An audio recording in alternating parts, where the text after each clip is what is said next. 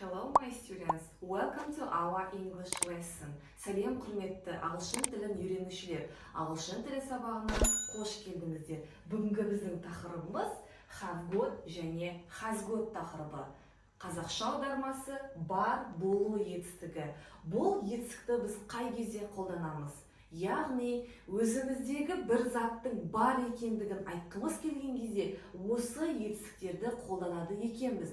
Бірақ ағылшын тілінде бір ерекшелігі, бұл етістіктерді біз жіктеу өсімдіктермен қолданамыз. Яғни personal pronouns. Қазір соның формуласына тоқтала кетейік. Назар аударайық. Look at the board. Яғни жіктеу өсімдіктеріне бізде не жатады?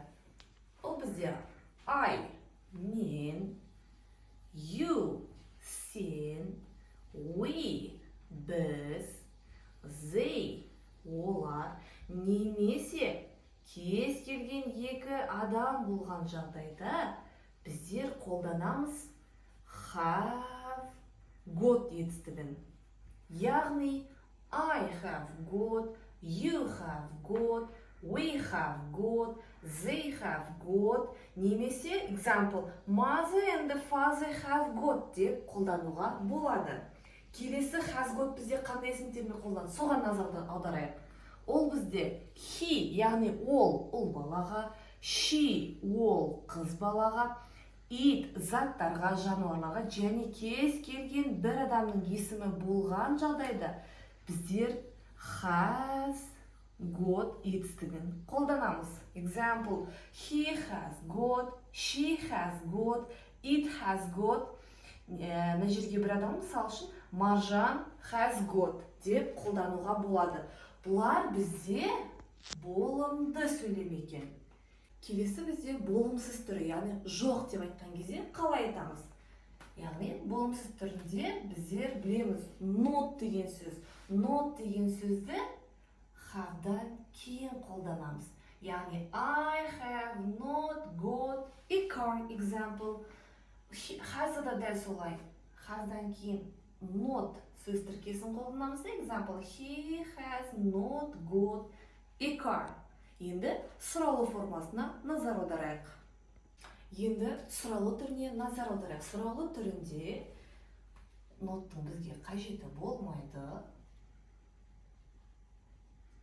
Яғни сұраулы түрде have және has етістіктері жіктеу есімдіктерінің алдына шығады. Мысалы, have I got, have you got, have we got, have they got, немесе екі адамның есімін қолдануға болады.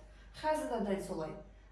Has he got, has she got, has it got, has Маржан got деп қолдануға болады. Енді мысал келтіріп көрейік. Example, I have got a ball. Яғни бұл доп, менде доп бар. Бұл бізде болымды сөйлем. Болымсыз қалдыратын болса, мына have сөзін жазып аламыз және жаңа көрсетілгендей жоғарыда not сөзін қолданамыз. Қалған сөзді еш өзгертусіз дәл солай жазамыз. Яғни I have not got a ball. Менде доп жоқ. Сұраулы түрде, яғни have көмекші етістігі алдына шығады. Have, I. Екеуінің ғана орын ауысады, қалғаны дәл сол күйінде жазылады.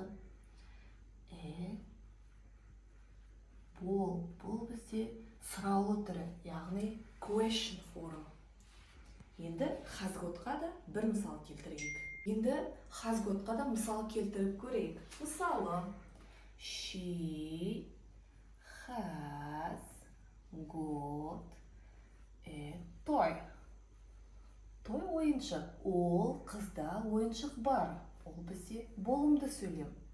Болымсыз түрге айналдырған кезде has сөзінен кейін notты қолданамыз. She has not got a toy. Ол қызда ойыншық жоқ. Бұл болымсыз сөйлем. Сұраулы түрде has алдына шығады.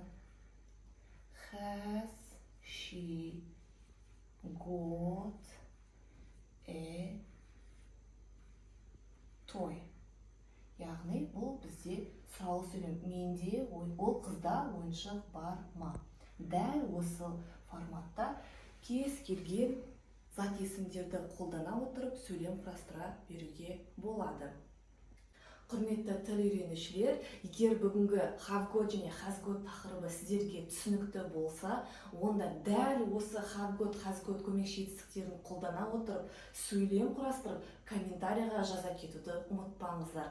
Біз сіздердің құраған мысалдарыңызды міндетті түрде тексеретін боламыз. Және біздің каналға тіркеліп, лайк басып, комментарий жазуды да ұмытпаңыздар. Келесі сабақта біздер тағы да осындай ағылшын тілін жеңіл түрде қызықты өткізетін сабақтарды түсіретін боламыз. Бізбен бірге болуды ұмытпаңыздар. Goodbye, my students!